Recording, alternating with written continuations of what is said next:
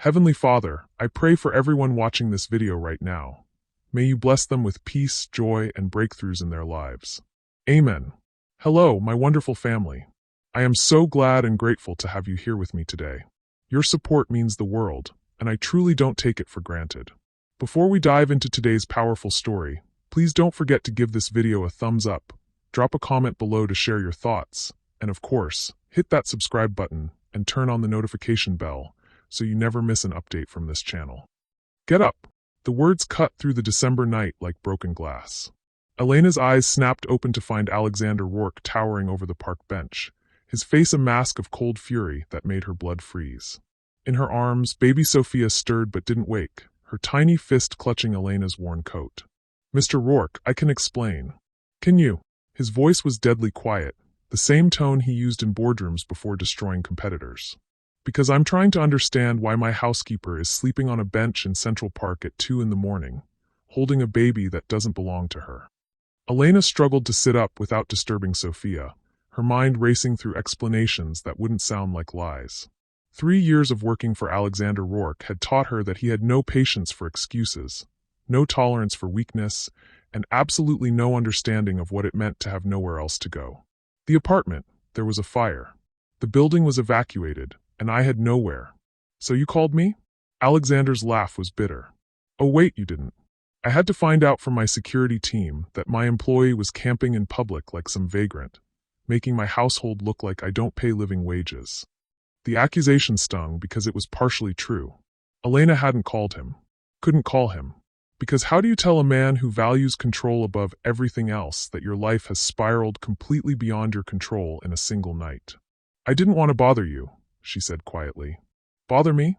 Alexander's voice rose, causing Sophia to whimper in her sleep. "Do you understand what it looks like when Alexander Rourke's staff are found homeless on park benches? Do you comprehend the media implications?" Elena closed her eyes, feeling the familiar shame that came with being reduced to a liability, a potential scandal, a problem to be managed. She'd worked for enough wealthy families to know the drill. Their image mattered more than their employees' lives. But then Sophia made a soft cooing sound, and Elena felt something fierce and protective rise in her chest. This baby didn't deserve to be spoken about like a burden. "Sir, if you'd just let me explain." "I'm listening." Alexander checked his platinum watch, a gesture Elena had seen him make 1,000 times when he was calculating the cost of other people's time. "You have 2 minutes. 2 minutes to explain why her world had collapsed. 2 minutes to justify why she'd chosen a park bench over calling the man who'd employed her for 3 years, but never once asked her anything personal. 2 minutes to make him understand something he'd never experienced, having nowhere to go and no one to call. The fire started around 8. Electrical problem in the building's basement. Everyone was evacuated, and they said we couldn't go back tonight, maybe not for days. The words tumbled out too fast. "I tried calling my sister, but her phone was disconnected. I tried the YWCA, but they're full. I tried. What about the baby's father?" The question hit Elena like a physical blow. She'd been dreading this moment for 3 years. The moment when someone would ask about Sophia's father, and she'd have to navigate between truth and survival. "He's not available." "Not available." Alexander's tone was flat, judgmental. How conveniently vague. Elena felt heat rise in her cheeks. "Mr. Rourke, I know how this looks, but..." "Do you?" "Because it looks like my housekeeper has been keeping secrets. Big ones. And I don't employ people who lie to me." The threat was clear. Elena felt Sophia's weight in her arms and knew she was one wrong answer away from losing the only steady income she'd had in years. But looking at Alexander's cold expression, she also knew she was already lost. "I never lied to you. Didn't you? 3 years, Elena. 3 years you've worked in my home, and not once did you mention a baby. Not once did you mention having a child that would need to be considered in your employment. Because you never asked." The words escaped before Elena could stop them. "In 3 years, Mr. Rourke, you've never asked me a single personal question. You don't know if I have family, if I have children, if I have a life outside your house. You don't know anything about me except that I clean your office and stock your kitchen and stay invisible when your business associates visit." Alexander's eyes narrowed dangerously. "Are you lecturing me about how I run my household? I'm telling you that you can't be angry at me for keeping secrets when you've never shown any interest in who I am as a person." The silence that followed was deafening. Elena realized she'd just done something unforgivable. She'd spoken truth to power. She'd told Alexander Rourke that his cold indifference had consequences, that his treatment of people had created exactly the situation he was now angry about. "Get in the car," he said finally. "What? The car? Now. You can explain the rest of your situation somewhere that isn't a public park where reporters might recognize me."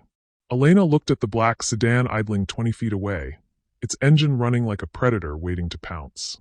Everything in her survival instincts screamed against getting into that car. Rich, powerful men who found their employees in vulnerable situations rarely had innocent intentions. But Sophia was getting cold, and Elena was out of options. "Where are you taking us?" "Home. Where you can collect your belongings and I can figure out how to handle this situation without it becoming a liability." "You're firing me. I'm managing a crisis that you created." Elena stood slowly, cradling Sophia against her chest. The baby was warm and trusting, completely unaware that her entire future might be decided in the next few hours by a man who'd never shown compassion for anyone. As they walked toward the car, Elena caught sight of their reflection in the sedan's tinted windows. A desperate woman holding a baby, following a man whose wealth could solve all her problems, but whose coldness might destroy them instead. "Elena," Alexander said as his driver opened the rear door, "there's something I need to know before we go any further." She looked up at him, seeing something in his expression that hadn't been there before. Not warmth, exactly, but a flicker of something more complex than anger. "When you were calculating the cost of calling me tonight, when you were weighing whether to contact your employer for help, what exactly were you afraid I'd say?" The question caught Elena off guard because it suggested he'd been thinking about her decision-making process, trying to understand her perspective instead of just judging it. "I was afraid you'd think less of me," she admitted. "I was afraid you'd see me as someone whose personal problems made them unreliable. And instead you found me sleeping on a park bench, which is infinitely worse." Alexander was quiet for a long moment, studying her face in the streetlight. "Elena, in 3 years of employing you, have I ever given you reason to believe I'd help you with a personal crisis?" The question was so honest, so unexpectedly self-aware, that Elena didn't know how to answer it. "No," she said finally. "You haven't." Alexander nodded slowly, something shifting in his expression. "Then we need to have a very different conversation than the one I planned." As Elena settled into the leather seat with Sophia still sleeping peacefully in her arms, she realized that something had changed in the space of their confrontation. The man sitting across from her was still Alexander Rourke, still cold, still calculating, still dangerously powerful. But for the first time in 3 years, he was looking at her like she was a person instead of a service provider. And that terrified her more than his anger ever had. Because Elena had learned the hard way that powerful men who suddenly saw you as human usually wanted something in return. The question was what Alexander Rourke would demand as payment for seeing her at all. The drive to Alexander's estate passed in tense silence, broken only by Sophia's occasional soft sighs and the whisper of expensive tires on wet asphalt. Elena watched the city blur past through tinted windows, each mile taking her further from the independence she'd fought so hard to maintain. Alexander's home loomed against the night sky like something from a Gothic novel, all sharp angles and impossible wealth, designed to intimidate rather than welcome. Elena had cleaned every room in this house for 3 years, but arriving as a guest instead of an employee made it feel foreign and threatening. "Mrs. Chun will have prepared the guest suite," Alexander said as they pulled into the circular drive. "You and the baby can stay there tonight while we figure out next steps." Elena blinked in surprise. "Mrs. Chun is here? It's after 2 in the morning. I called her from the car. She doesn't live far." The fact that he'd summoned his head of staff in the middle of the night to accommodate Elena's situation was so unexpected that she didn't know how to process it. The Alexander Rourke she knew made decisions based on convenience and efficiency, not compassion. Mrs. Chun appeared at the front door before they'd even reached the steps. A small, efficient woman in her 60s who'd been managing Alexander's household longer than Elena had been alive. Her expression was carefully neutral, but Elena caught the flicker of surprise when she saw the baby. "Miss Santos," Mrs. Chun said formally, using Elena's last name for the first time in 3 years. "I've prepared the blue guest room. There's a crib from storage, fresh linens, and formula in case you need it." Elena felt tears threaten at the unexpected kindness. "Thank you, Mrs. Chun. I'm sorry for the trouble." "No trouble at all." Mrs. Chun's eyes flicked meaningfully to Alexander. Mr. Rourke explained the situation. What exactly had he explained? Elena wondered. How much of her humiliation had been shared with the woman who essentially ran Alexander's personal life? Elena, Alexander's voice was softer than she'd ever heard it. Why don't you get the baby settled?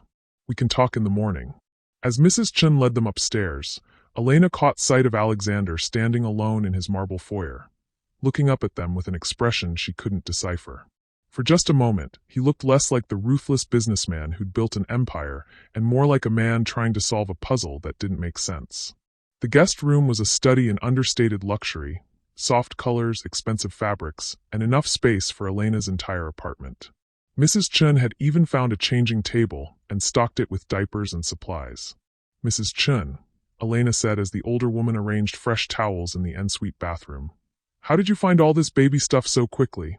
Mrs. Chun paused, her hands stilling on the towel rack. Mr. Rourke's sister had a child several years ago. Before the accident, Elena's blood went cold. In 3 years of working in this house, she'd never heard Alexander mention a sister, never seen photos or heard phone calls that suggested family connections. The idea that he'd had a sister who died was a piece of personal information that recontextualized everything about his isolated lifestyle. I didn't know he had a sister. Had, Mrs. Chun corrected gently. Rebecca died in a car accident 4 years ago. Her daughter was 2. They both. She trailed off, then busied herself checking the crib one more time. Mr. Rourke doesn't speak of it. Elena felt something cold settle in her stomach. A sister. A niece. Both dead 4 years ago, which would have been shortly before Elena started working here. Suddenly Alexander's emotional distance made more sense. He wasn't just naturally cold. He was protecting himself from attachment because he'd already lost everyone who mattered. Mrs. Chun, why are you telling me this? The older woman looked at Elena with eyes that had seen decades of wealthy families' secrets. Because Mr. Rourke has been different since you started working here. More present. And because that baby you're holding looks exactly like Rebecca did when she was small. The words hit Elena like ice water. She looked down at Sophia, seeing for the first time what others might see. The dark hair, the delicate features, the way her tiny hands moved in her sleep. Features that might remind a grieving man of the family he'd lost. She's not. I'm not suggesting anything, Mrs. Chun said carefully. I'm simply observing that Mr. Rourke's reaction to finding you with a baby might be more complicated than either of you realizes. After Mrs. Chun left, Elena sat in the elegant chair beside Sophia's crib, trying to process the evening's revelations. Alexander had a sister who died. He'd had a niece the same age Sophia was now. And somehow, Elena had stumbled into the middle of his grief without knowing it. No wonder he'd looked so shaken when he found them in the park. A soft knock interrupted her thoughts. Elena? May I come in? Alexander stood in the doorway, having traded his expensive suit for jeans and a simple sweater that made him look younger and less intimidating. In his hands was a steaming mug. Tea, he said, offering it to her. Mrs. Chun thought you might need it. Elena accepted the mug gratefully, wrapping her fingers around its warmth. Thank you. For all of this. I know it's not. This isn't your responsibility. Alexander sat in the chair across from her, his movements careful and deliberate. Elena, I need to ask you something, and I need you to be completely honest with me. Her heart began to race. Okay. In 3 years of working in my home, have I been a good employer? The question caught her off guard. Yes. Of course. You pay fairly, you're never inappropriate, you respect boundaries. But have I been kind? Elena stared at him, unsure how to answer. Kindness implied warmth, consideration, caring about someone's well-being beyond their professional utility. Those weren't words she'd ever associated with Alexander Rourke. You've been professional, she said carefully. That's not what I asked. Elena looked down at her tea, choosing her words carefully. Mr. Rourke, I think you've been exactly what you needed to be given your circumstances. I never expected kindness from an employer. I expected fairness and respect, and you've given me both. What circumstances? Elena realized she'd revealed that Mrs. Chun had told her about his family. I'm sorry. Mrs. Chun mentioned that you'd lost your sister and her daughter. I shouldn't have. What else did she tell you? There was something dangerous in his voice, and Elena realized she might have stumbled into family dynamics she didn't understand. Nothing else. Just that they died in an accident, and that it happened around the time I started working here. Alexander was quiet for a long moment, staring at Sophia's sleeping form. Rebecca was everything good about our family. When she died, she took the best parts of me with her. The admission was so raw, so unexpectedly vulnerable, that Elena felt her chest tighten with sympathy. I'm sorry, she said quietly. Losing family is. I can't imagine. Can't you? Alexander's eyes met hers. Elena, you've been raising a child alone for what, 2 years? 3. You must understand something about loss, about protecting the people you love even when the world seems designed to take them away. Elena felt trapped by the compassion in his voice. She'd spent 3 years maintaining careful distance from this man, never sharing personal information, never letting him see her as anything more than efficient help. Now he was asking her to be human, to acknowledge the struggles he'd somehow recognized despite her efforts to hide them. Sophia is 18 months old, she said finally. And yes, it's been difficult. Her father? The question she'd been dreading. Elena took a sip of tea, buying time to formulate an answer that was true but not devastating. He's not in our lives, she said carefully. By choice or by circumstance? Elena looked at Alexander, seeing something in his expression that made her think he'd understand the complexity of her situation better than most people would. Both, she admitted. It's complicated. Alexander nodded slowly. Most important things are. They sat in comfortable silence for several minutes, both watching Sophia sleep. Elena found herself studying Alexander's profile, seeing exhaustion and grief in the lines around his eyes. For the first time since she'd known him, he looked human instead of untouchable. Mr. Rourke, she said softly, why didn't you just fire me tonight? When you found us in the park, why didn't you just cut ties and walk away? Alexander was quiet for so long that Elena thought he might not answer. When he finally spoke, his voice was barely above a whisper. Because when I saw you holding that baby, protecting her even though you had nothing left to give, it reminded me of Rebecca. She would have done exactly the same thing. Would have slept on a park bench before she'd let anything happen to her daughter. Elena felt tears threaten again. I'm sorry. I know this must be painful for you. Elena, Alexander said, looking directly at her. There's something I need to tell you about why I was in the park tonight. Her stomach clenched with sudden dread. What do you mean? I wasn't just driving by. I was looking for you. The words hit Elena like a physical blow. Looking for me? Why? Alexander's expression was unreadable. Because I received a phone call this evening. From someone who claimed to have information about you and your circumstances. Information that suggested you weren't being entirely truthful about your situation. Elena felt the blood drain from her face. What kind of information? The kind that made me realize I don't know anything about the woman I've employed for 3 years. The kind that suggested maybe you've been keeping secrets that go far beyond having a child. Alexander stood up, his posture shifting back toward the cold authority Elena recognized. Elena, I'm going to ask you one more time, and I need you to tell me the truth. Who is Sophia's father? Elena looked down at her sleeping daughter, then back at Alexander's expectant face, and realized that everything she'd built over the past 3 years was about to crumble around her. Because the truth about Sophia's father wasn't just complicated. It was the kind of secret that could destroy both their lives. And looking at Alexander's expression, Elena realized he already suspected exactly what she'd been hiding. The question was whether he was asking because he wanted to help her, or because he was planning to destroy her for keeping the one secret that mattered most. Mr. Rourke, she said quietly, if I tell you the truth, you have to promise me something. I'm not in a position to make promises, Elena. Promise me you'll let me explain everything before you make any decisions about Sophia's future. The request hung in the air between them like a confession. Alexander's eyes narrowed, and Elena saw the exact moment when all his suspicions crystallized into certainty. Elena, he said, his voice deadly quiet, is Sophia my daughter? The silence stretched between them like a chasm. Elena looked down at Sophia, her heart hammering against her ribs as she realized there was no safe answer to Alexander's question. The truth was too dangerous, but a lie would only make everything worse. No, she said finally. Sophia is not your daughter. Alexander's shoulders relaxed slightly, but his eyes remained sharp and calculating. Then why did you look terrified when I asked? Elena stood up, moving to the window that overlooked the estate's manicured gardens. In the distance, she could see the lights of the city where she'd built a life based on careful distance and necessary deceptions. Because the truth is more complicated than that. I'm listening. Elena closed her eyes, knowing that the next words out of her mouth would change everything forever. Sophia is your niece. The statement hit the room like an explosion. Elena heard Alexander's sharp intake of breath, heard the chair creak as he stood up, heard the deadly quiet that preceded storms. That's impossible, he said, his voice barely controlled. Rebecca and Emma died in the car accident. I saw the bodies. I buried them. You buried someone, Elena said without turning around. But it wasn't Emma. The sound Alexander made was somewhere between a growl and a broken sob. Elena heard footsteps, felt him move closer until she could sense his presence behind her. Elena, if this is some kind of sick joke. Look at her, Elena said, finally turning to face him. Really look at Sophia. Mrs. Chen saw it immediately.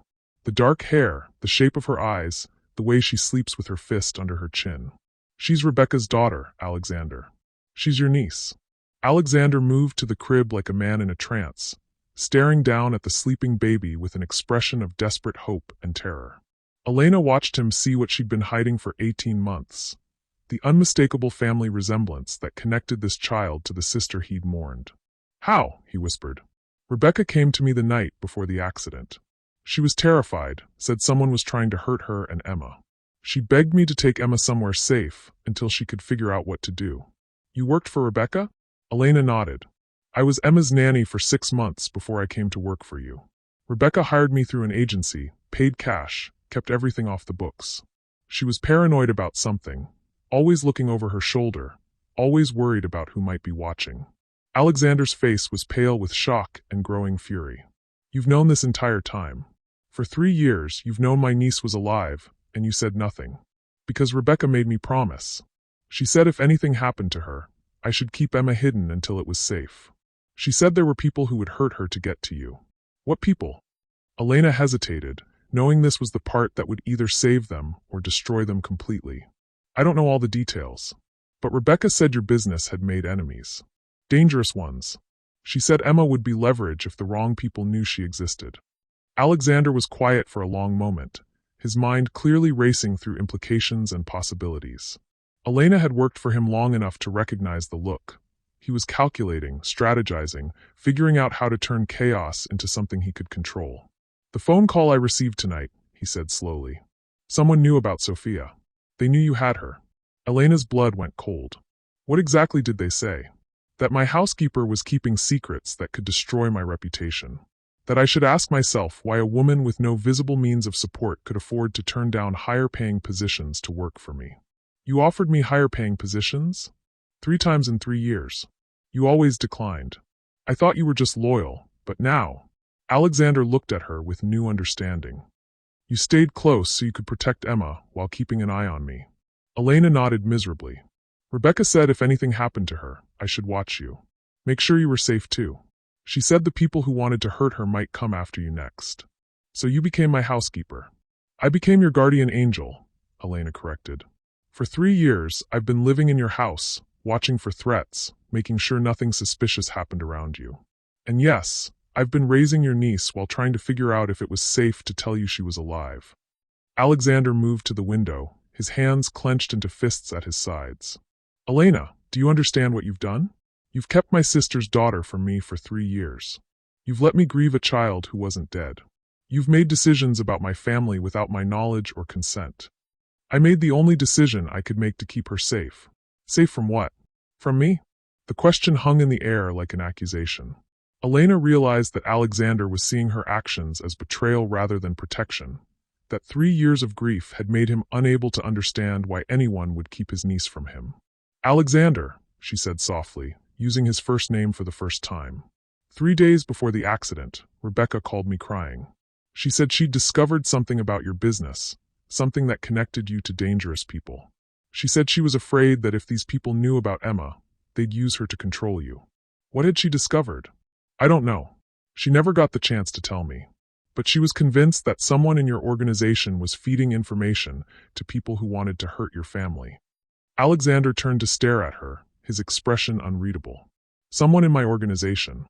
She said she had proof. Documents, recordings, something that would expose whoever was betraying you.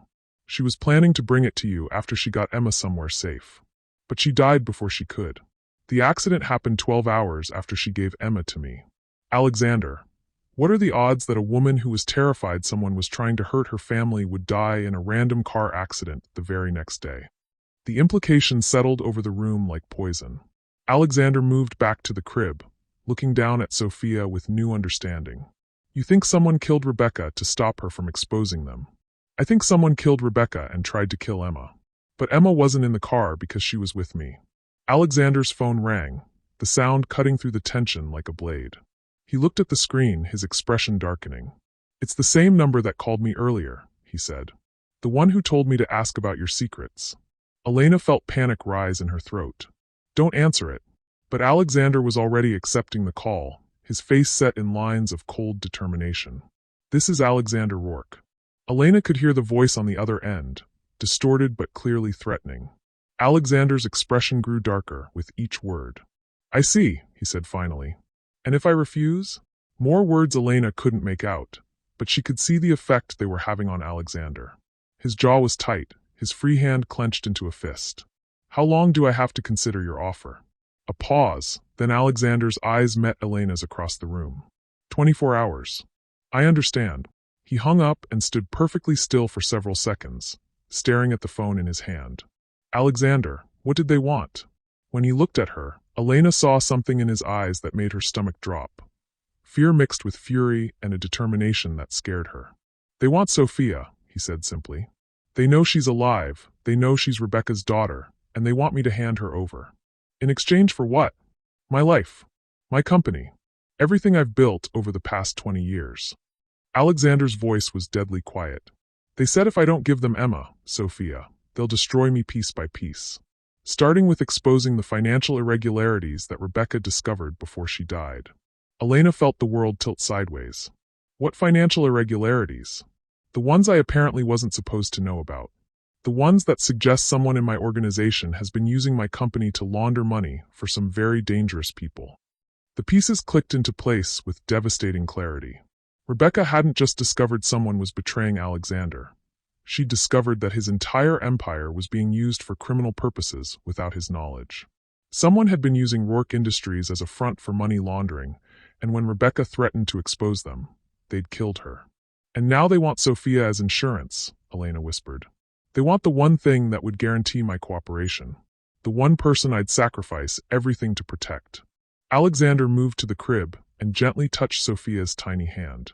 The baby stirred in her sleep, her fingers curling around his as if she recognized him instinctively. Elena, he said without looking up, I need you to understand something. These people killed my sister. They've been stealing from me for years, using my company for their crimes, and when Rebecca threatened to expose them, they murdered her. What are you saying? Alexander finally looked at her, and Elena saw something in his expression that was both terrifying and magnificent. The cold fury of a man who'd found his purpose. I'm saying that 24 hours isn't nearly enough time for them to prepare for what I'm going to do to them. Alexander, you can't fight these people. If they killed Rebecca, then they made the mistake of leaving witnesses. Alexander's smile was sharp as a blade. They left Emma alive, and they left you alive. Which means they left evidence. Elena felt a chill run down her spine. What kind of evidence? The kind that's been sleeping in my house for 3 years, protected by a woman who's been watching my back without me even knowing it. Alexander moved closer to Elena, his voice dropping to a whisper. Elena, I need to ask you something, and I need you to be completely honest with me. Okay, when Rebecca gave you Emma, did she give you anything else? Documents, recordings, anything that might prove what she'd discovered. Elena's heart began to race. She thought about the safe deposit box she'd maintained for 3 years, the one containing the envelope Rebecca had pressed into her hands the night she'd taken Emma. The envelope Elena had never opened because Rebecca had made her promise to give it to Alexander only if she was certain he could be trusted. Yes, she whispered. Alexander's eyes blazed with something between hope and vengeance. Where? Safe deposit box. Downtown. I've been waiting 3 years for the right moment to give it to you. Elena, Alexander said, reaching out to cup her face in his hands. You may have just saved all our lives. As he leaned closer, Elena realized that somewhere in the space of one devastating conversation, everything had changed between them. They were no longer employer and employee. They weren't even quite allies yet. They were two people who'd been protecting the same child for 3 years without knowing it, bound together now by secrets that could either save them or get them all killed. And looking into Alexander's eyes, Elena realized that for the first time since Rebecca's death, he had something worth fighting for. The question was whether they'd survive long enough to give Sophia the life Rebecca had died trying to secure. Dawn was breaking over the estate when Alexander's security team assembled in his private office. Elena sat in the corner, Sophia sleeping peacefully in her arms, watching Alexander transform from grieving uncle into the ruthless businessman who'd built an empire from nothing. "I want a full security sweep of the house," Alexander told Marcus Webb, his head of security. "Check every room, every phone line, every computer. If someone's been feeding information about my household to outside parties, I want to know how." "Sir," Marcus said carefully, "are we looking for surveillance equipment or a person?" "Both." "Elena, tell Marcus what you told me about Rebecca's suspicions." Elena shifted Sophia carefully, choosing her words with precision. 3 years of protecting secrets had taught her to reveal only what was necessary. Rebecca believed someone in Alexander's organization was compromising security. She had evidence but died before she could present it. Marcus's expression darkened. "Sir, if there's been a security breach of this magnitude, we need to consider that this house, your offices, even this conversation might be compromised." "Already considered," Alexander said, pulling out a different phone than the one he'd used earlier. "This is a secure line. I want you to coordinate with Detective Sarah Chin at the Metropolitan Police. Tell her Alexander Rourke has new information about the Rebecca Rourke case and needs to meet today." Elena felt a stab of surprise. "You're going to the police?" "I'm going to Detective Chin because she never believed the accident story. She's been quietly investigating Rebecca's death for 4 years, waiting for evidence that it wasn't random." "How do you know that?" Alexander's smile was grim. "Because I've been paying her to investigate privately.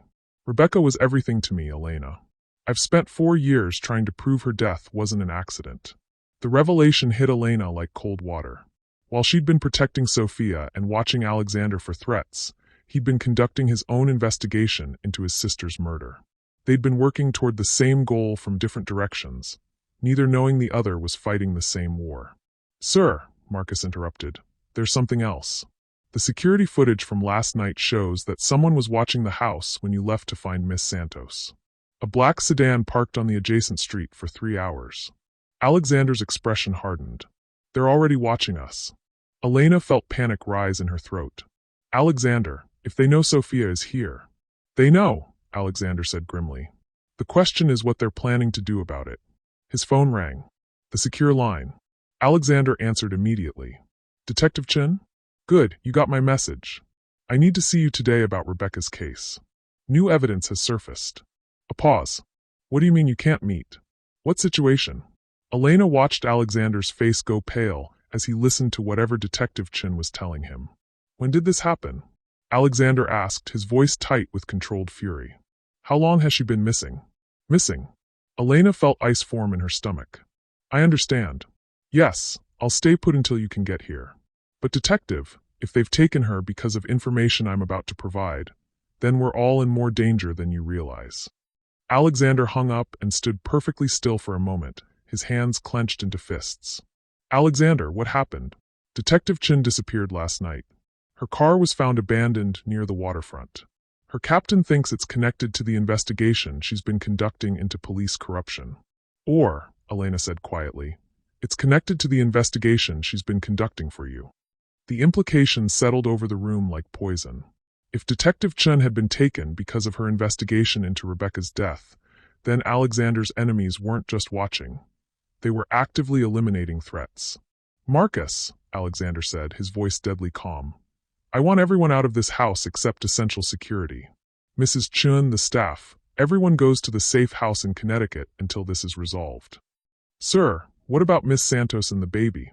Alexander looked at Elena with an expression that mixed protectiveness with something deeper. "They stay with me. Elena's been protecting my niece for 3 years without knowing I was looking for the same people who killed Rebecca.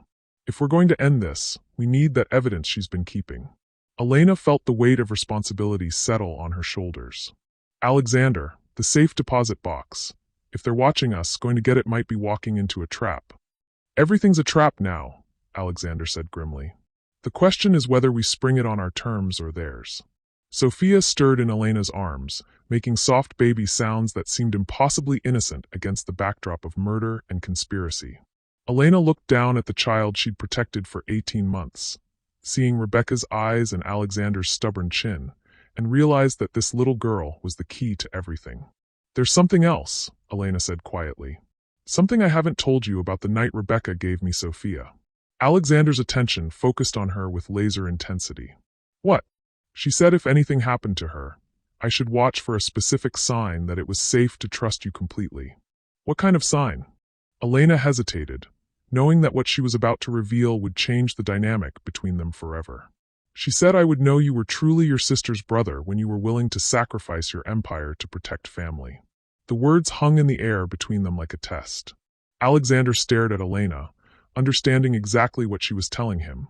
That Rebecca had designed a way for Elena to know when Alexander could be trusted with the complete truth. "And do you?" Alexander asked quietly. "Trust me completely?" Elena looked at this man who'd spent 4 years investigating his sister's death, who'd taken her and Sophia into his home without question, who was now prepared to fight enemies he didn't fully understand to protect a niece he'd just learned was alive. "Yes," she said simply. Alexander moved closer, his hand reaching out to gently touch Sophia's cheek. "Then we get that evidence, and we end this. Today." "Sir," Marcus interrupted urgently, "we have movement on the perimeter. 3 vehicles approaching from different directions."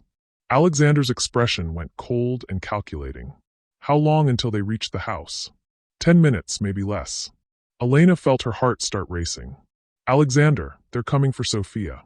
"Let them come," Alexander said, his voice carrying the authority that had built his empire. "Marcus, I want the house sealed. Full lockdown protocols. No one gets in or out without my authorization." "Sir, if they're planning to breach." "They're not planning to breach," Alexander said with certainty. "They're planning to negotiate. They want me alive and compliant, which means they need something I'm not willing to give them." Elena realized with growing horror that Alexander was planning to use himself as bait. "You can't seriously be thinking of meeting with them. I'm thinking of ending this before Sophia grows up and hiding the way you've had to live for 3 years." The conviction in his voice was absolute, but Elena could see the fear underneath, not for himself, but for the child in her arms and the woman who'd been protecting her. "Elena," Alexander said, moving close enough that she could see the gold flecks in his dark eyes. "I need you to promise me something." "What?" "If this goes wrong, if they get past my security, if something happens to me, you take Sophia and you run. There's a car in the garage with cash and clean documents in the glove compartment. You take her somewhere safe, and you don't look back." The request hit Elena like a physical blow. "I'm not leaving you to face this alone. You've been facing it alone for 3 years. It's my turn." Elena shifted Sophia to one arm and reached out to touch Alexander's face, feeling the tension in his jaw, the exhaustion around his eyes. "Alexander, your sister made me promise to protect Sophia. But she also made me promise to protect you. I can't do both if you're planning to sacrifice yourself." "I'm not planning to sacrifice myself," Alexander said, covering her hand with his own. "I'm planning to win. But I need to know that if I fail, the most important thing in the world will be safe." The tenderness in his voice, the way he was looking at her like she was the only person he trusted completely, made Elena's chest tight with emotions she hadn't allowed herself to feel in years. "Sir," Marcus said urgently, "they're at the gates." Alexander stepped back, his demeanor shifting into the cold authority Elena recognized from business meetings. But his eyes remained soft when they looked at her. "Elena, there's something I need you to know before they get here." "What?" "Working with you for 3 years, watching you care for my home, seeing your dedication and integrity, it made me remember who I used to be before grief made me cold. You reminded me that there were things worth protecting beyond money and power." Elena felt tears threaten. "Alexander. And now, knowing that you've been protecting my sister's daughter all this time, knowing that you chose love over safety every single day for 3 years, Elena, you're the strongest person I've ever known." Before Elena could respond, the intercom crackled with Marcus's voice. "Sir, they're requesting a meeting. They want you to come to the front gate alone." Alexander straightened his shoulders, transforming into the man who'd faced down hostile corporate takeovers and international competitors. "Tell them I'll meet them in 30 minutes. In my office. On my terms." "Sir, that's not what they..." That's my counteroffer, Marcus. They want to negotiate. We negotiate where I have the advantage. Elena watched Alexander prepare for what could be the most dangerous meeting of his life, and realized that somewhere in the space of 12 hours, her feelings for him had shifted from professional respect to something much more complicated and dangerous.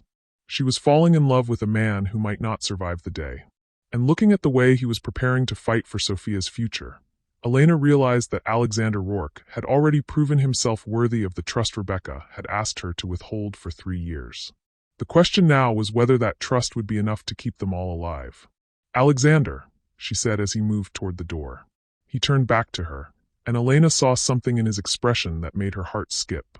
"When this is over," she said quietly, "when Sophia is safe and Rebecca's killers are brought to justice, we need to talk about what happens next."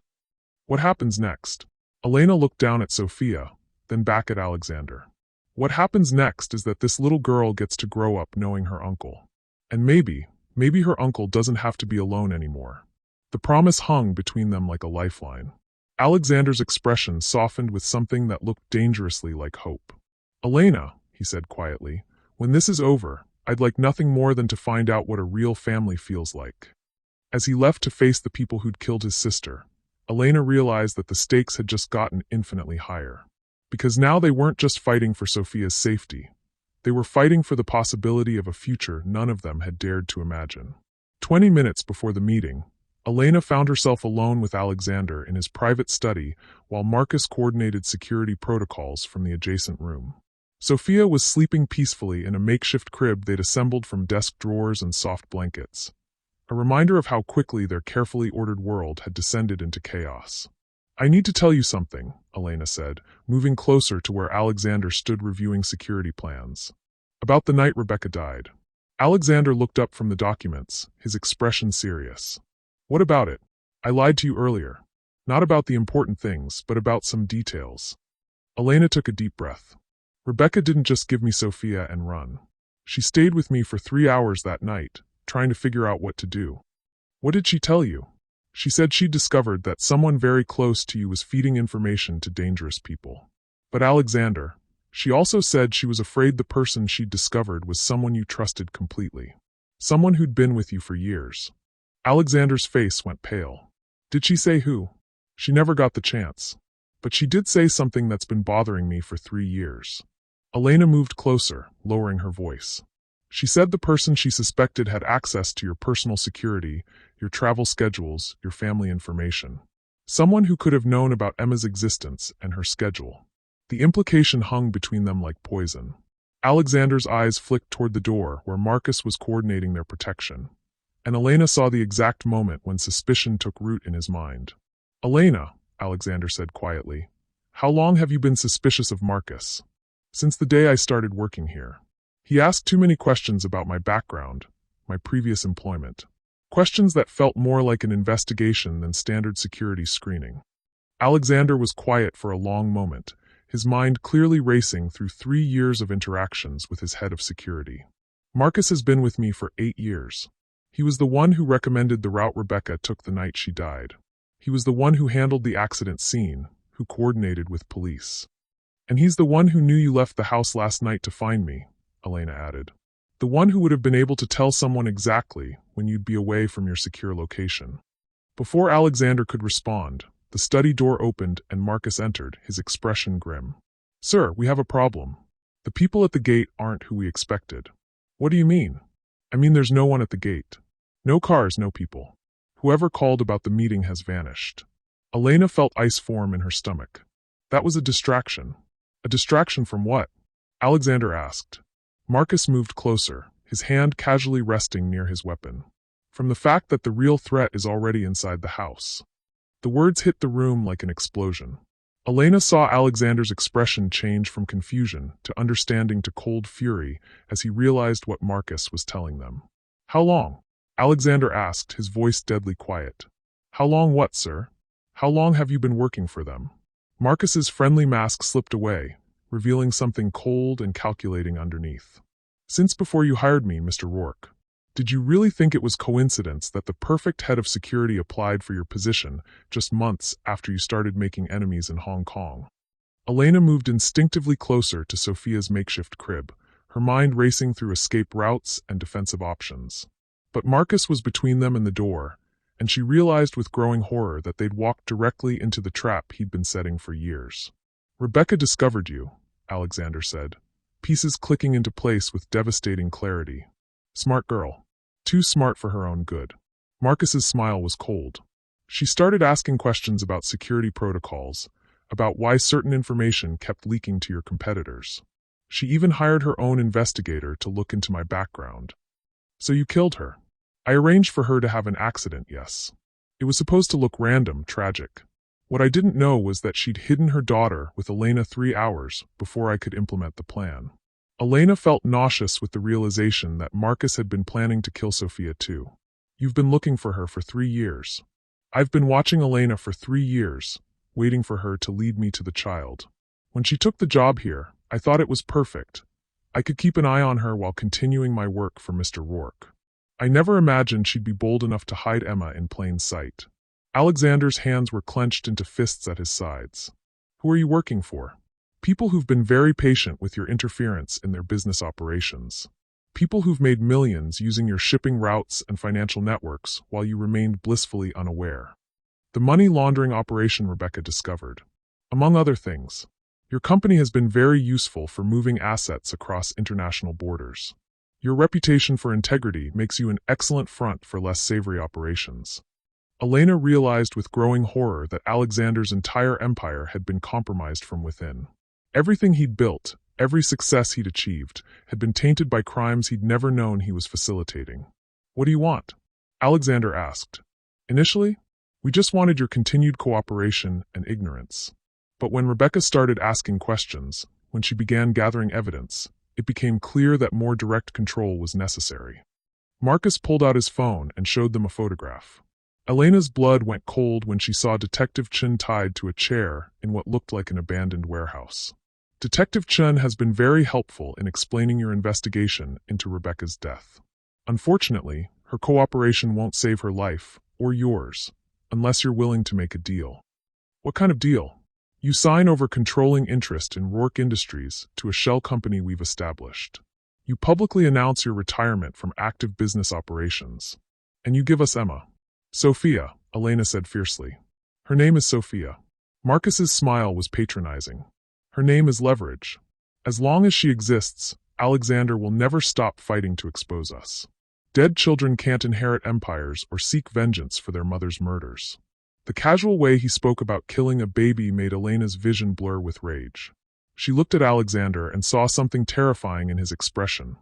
The cold calculation of a man who'd built an empire and was now prepared to burn it all down to protect his family. "You made one mistake," Alexander said quietly. "Really? What's that?" "You assumed I'd negotiate with people who killed my sister." Alexander's hand moved to the desk drawer, but Marcus was faster, his weapon appearing with practiced efficiency. "Mr. Rourke, I've been protecting you for 8 years. I know every one of your defensive strategies, every weapon you keep in this house, every escape route you've planned. You cannot surprise me." But Marcus had made one crucial error in his calculations. He'd focused entirely on Alexander as the threat, dismissing Elena as a frightened housekeeper with no relevant skills. He'd forgotten that Elena had spent 3 years living under the threat of discovery, 3 years preparing for exactly this moment when she'd need to protect Sophia from people who wanted to kill her. While Marcus was focused on Alexander, Elena moved silently toward Sophia's crib, her hand closing around the ceramic vase on the nearby shelf. She'd learned long ago that desperate mothers were capable of things that surprised everyone, including themselves. "Marcus," Alexander said, drawing the man's attention away from Elena, "there's something you should know about the evidence Rebecca gathered." "What about it?" "Elena doesn't have it." Marcus's expression shifted to confusion. "What do you mean?" "I mean Rebecca was smarter than you gave her credit for. She didn't trust anyone with all the information, not even Elena." Elena realized what Alexander was doing. He was buying her time while feeding Marcus false information to keep him talking. "The evidence is in 3 locations," Alexander continued. "Elena has part of it, but Detective Chen has another piece, and I've had the 3rd piece in my personal safe for 4 years. "That's impossible. We've monitored your safe, your office, Elena struck. The vase connected with Marcus's temple with a sickening crack.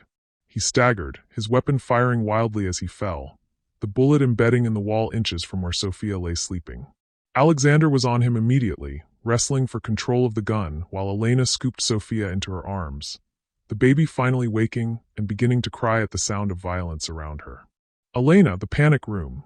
Alexander shouted over the sound of his struggle with Marcus. Behind the bookshelf, red button. Elena found the hidden switch and the bookshelf slid aside, revealing a reinforced door that looked like it could withstand a siege. She rushed inside with Sophia, but turned back when she realized Alexander wasn't following her. Alexander, I have to stop him. He's the only one who knows where Detective Chun is being held. Elena watched through the doorway as Alexander and Marcus fought for the weapon. Marcus was trained in combat, but Alexander was fighting for his family, and desperation gave him strength that training couldn't match. The gun went off again. Elena screamed as she saw Alexander stumble backward, blood spreading across his white shirt. But instead of falling, he lunged forward with renewed fury, finally wresting the weapon away from Marcus. Elena, Alexander gasped, pointing the gun at Marcus's chest. Call 911. Tell them we need police and an ambulance. But as Elena reached for the phone, Marcus smiled through the blood streaming from his head wound. You're too late, he said with cruel satisfaction. Detective Chun has been dead for 6 hours. And my people have standing orders. If I don't check in within the next 10 minutes, they start eliminating everyone who knows about this operation. What does that mean? Elena asked, though she was afraid she already knew. It means Mrs. Chun, your household staff, anyone who might have overheard conversations or seen documents. They all die tonight unless you give me what I want. Alexander's face went white with horror and rage. You son of a... It also means, Marcus continued with vicious satisfaction, that the authorities have been sent anonymous evidence suggesting that Alexander Rourke has been willfully participating in an international money laundering operation. By morning, your assets will be frozen and you'll be wanted for questioning in connection with multiple federal crimes. Elena felt the walls of their world collapsing around them. Everything they'd fought for, everyone they cared about, all of it was being systematically destroyed by a man who'd spent 8 years positioning himself to tear apart Alexander's life. But here's the beautiful part, Marcus said, his smile growing wider despite his injuries. Even if you kill me, even if you somehow escape tonight, you'll never be safe. Because there are others like me in your organization, others you trust completely, others who've been waiting years for the right moment to complete what I started. Alexander's hand was shaking with fury and blood loss, but his voice was steady when he spoke. Then I guess I'll just have to burn it all down and start over. With what? Your assets are frozen, your reputation is destroyed, your staff is dead or compromised. What exactly do you plan to rebuild with? Elena watched Alexander consider the ruins of everything he'd spent his life building, and saw something shift in his expression. When he looked at her and Sophia, she saw a man who'd finally understood what really mattered. With the only things that ever really mattered, Alexander said quietly. With family. But even as he spoke the words, Elena could see the blood spreading across his shirt, could hear Sophia's frightened cries, could feel the weight of enemies they couldn't see closing in around them. And she realized with devastating clarity that love might not be enough to save them from the consequences of 3 years of secrets, 8 years of betrayal, and a conspiracy that reached deeper into Alexander's life than either of them had imagined. The man she'd fallen in love with was bleeding in front of her. The child she'd protected for 3 years was in more danger than ever. And somewhere in the city, innocent people were dying because she'd finally told the truth. Elena held Sophia closer and wondered if this was how Rebecca had felt in the hours before her death, surrounded by enemies, running out of options, watching everything she'd tried to protect slip away into darkness. The sirens were getting closer, but Elena knew they wouldn't bring salvation, only more complications. Alexander slumped against his desk, pressing a bloodied hand to his shoulder while keeping Marcus's weapon trained on the man who'd destroyed their lives. Elena, Alexander said, his voice weaker than she'd ever heard it. You need to take Sophia and run. Now. I'm not leaving you here to bleed to death. You're not leaving me here to die. You're leaving me here to buy you time. Alexander's eyes were growing glassy from blood loss, but his voice remained steady. Marcus is right about one thing. My organization is compromised at levels I can't even identify. The only way to protect Sophia is to get her away from me. Elena felt something break inside her chest. Alexander, no. We can figure this out together. Look at me, he said gently. Really look at me. I'm losing too much blood, and even if I survive this, I'm about to become the most wanted man in America. Being near me will get you both killed. From the floor, Marcus laughed through the blood trickling from his mouth. Listen to him, Elena. He's finally understanding how thoroughly we've destroyed him. Shut up, Elena snapped, but she could see the truth in Alexander's deteriorating condition. The bullet had hit him in the shoulder, but he was losing blood faster than she'd expected. Alexander's phone buzzed with an incoming text. He glanced at it and his face went ashen. What is it? Elena asked. Photo from Mrs. Chun. Alexander showed her the screen with a shaking hand. They have her. The image showed Mrs. Chun tied to a chair in what looked like a warehouse, her face bruised but her eyes defiant. Below the photo was a message, * trade, the child for the woman. 1 hour. Come alone or they both die. *. Elena felt the last of her hope crumble. They're going to kill Mrs. Chun to force us to give them Sophia. Not us, Alexander said quietly. Me. This ends with me, Elena. You take Sophia and disappear while I handle this. Handle this how? You can barely stand. Alexander pushed himself away from the desk, swaying slightly, but forcing himself upright through sheer will. I'm going to give them what they want. Sophia? Alexander, you can't. Not Sophia. Me. Alexander's expression was resolute despite his pallor. Elena, my company, my reputation, my freedom. It's all gone anyway. But if I surrender myself, if I confess to crimes I didn't commit, maybe they'll let Mrs. Chun live and stop hunting you and Sophia. The nobility of his sacrifice made Elena want to scream. That's not a solution, that's suicide with extra steps. It's the only way to protect what matters. Elena looked down at Sophia, who had finally stopped crying and was now staring up at her with Rebecca's dark eyes. This child had already lost her mother to these people. Elena couldn't let her lose her uncle too. There has to be another way. There is no other way. Alexander's voice cracked with frustration and pain. Elena, don't you understand? They've been planning this for years. Every move I make, every person I trust, every escape route I might consider, they've anticipated all of it.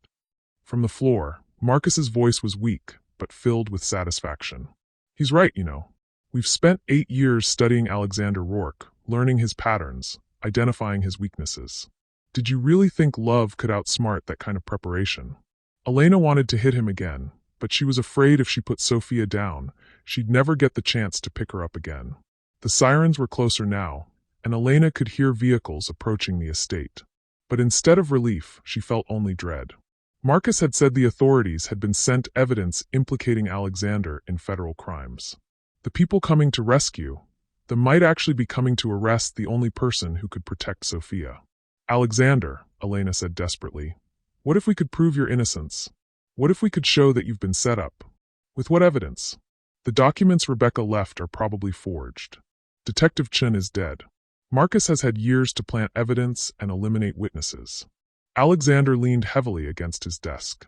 Elena, I built my entire life on the principle that money and power could solve any problem. But some problems can't be solved, they can only be survived. Elena felt tears streaming down her face as she watched the strongest man she'd ever known accept defeat. So you're just giving up? I'm choosing what to save with the time I have left. The sound of car doors slamming echoed from outside. Elena moved to the window and felt her heart sink as she saw not just police cars, but federal vehicles and men in tactical gear surrounding the house. They're not here to help us, she whispered. Alexander joined her at the window, moving slowly but steadily. FBI Financial Crimes Unit. Marcus's people work fast. Sir, came a voice through a megaphone from outside. This is Agent Patterson with the Federal Bureau of Investigation.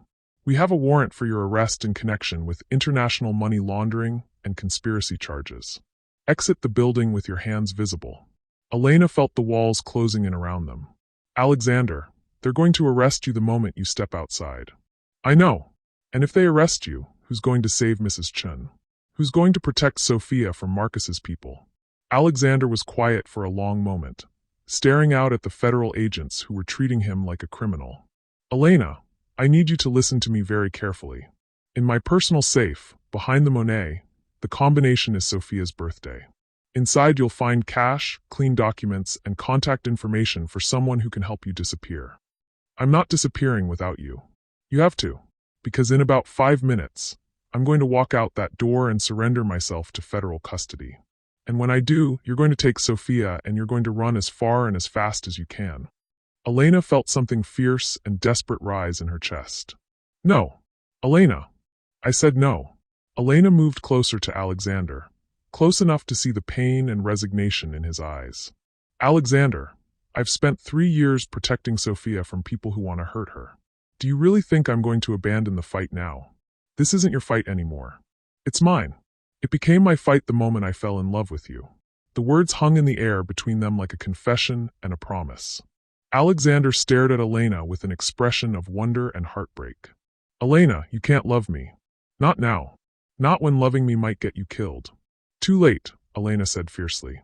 I love you, I love Sophia, and I'm not walking away from either of you just because some federal agents think they can intimidate us. Alexander reached out to cup her face with his uninjured hand. Then you're going to get us all killed. Maybe. But we'll die fighting instead of running, and we'll die together instead of alone. From outside, Agent Patterson's voice came through the megaphone again. Mr. Rourke, you have 2 minutes to exit the building voluntarily. After that, we're coming in. Elena looked at Alexander, seeing her own desperate determination reflected in his eyes. What if there was a way to prove Marcus was lying? What if we could turn this around? How? Elena looked down at Marcus, who was watching their conversation with obvious amusement despite his injuries. Marcus, you said you've been planning this for 8 years. That's right. You said you know all of Alexander's defensive strategies, all his escape routes, all his weapons. I do. Elena smiled, and something in her expression made Marcus's smugness falter. But you don't know mine. Before anyone could react, Elena was moving. She grabbed Alexander's secure phone and speed-dialed a number she'd memorized 3 years ago but never used. Elena, what are you? The call connected. Rebecca Rourke's emergency contact, Elena said into the phone. Authorization code Emma Song. I need immediate extraction for 3 persons, current location Alexander Rourke estate, federal agents on scene. Alexander stared at her in shock. Elena, who are you calling? The people your sister was really working for, Elena said as the voice on the other end gave her rapid instructions. Alexander, Rebecca wasn't just investigating corruption in your company. She was working undercover for an international task force investigating money laundering operations. That's impossible. She was FBI, Alexander. Deep cover for 3 years, building a case against the same people who killed her. Elena looked at Marcus, whose face had gone white with shock. And the emergency protocol she established 3 years ago just got activated. The sound of helicopters filled the air, but these weren't law enforcement helicopters. Elena could see sleek black aircraft approaching from multiple directions, moving with military precision. Elena, what have you done? I've called in the cavalry, Elena said, moving to help Alexander toward the panic room. Rebecca's real backup plan. The one Marcus didn't know about because he never knew who his sister really was.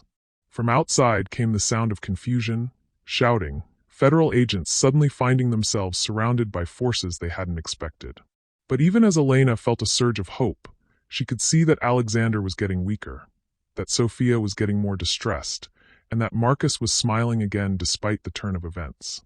You think this changes anything? Marcus said weakly. You think Rebecca's friends can save you from what's coming?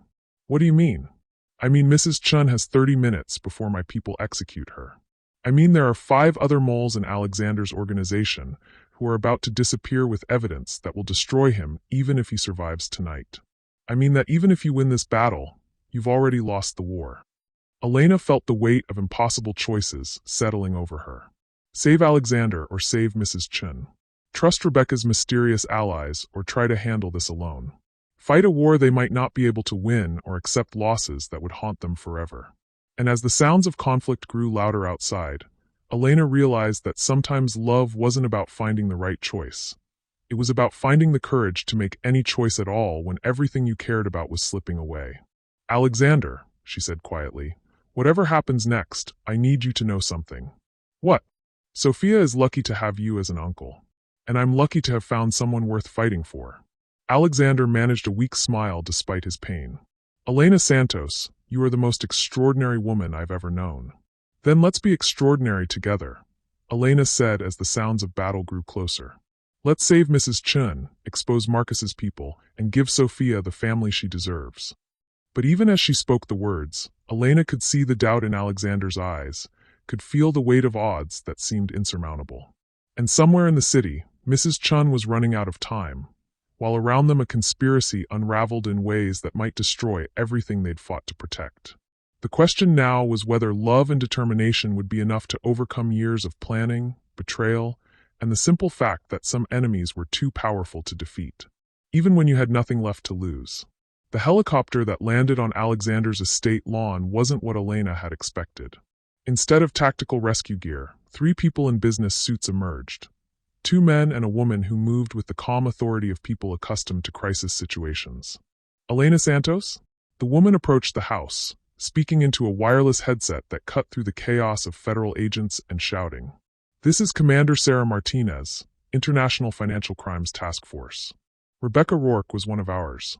Elena felt relief surge through her chest as federal agents stepped aside to allow the task force access to the house.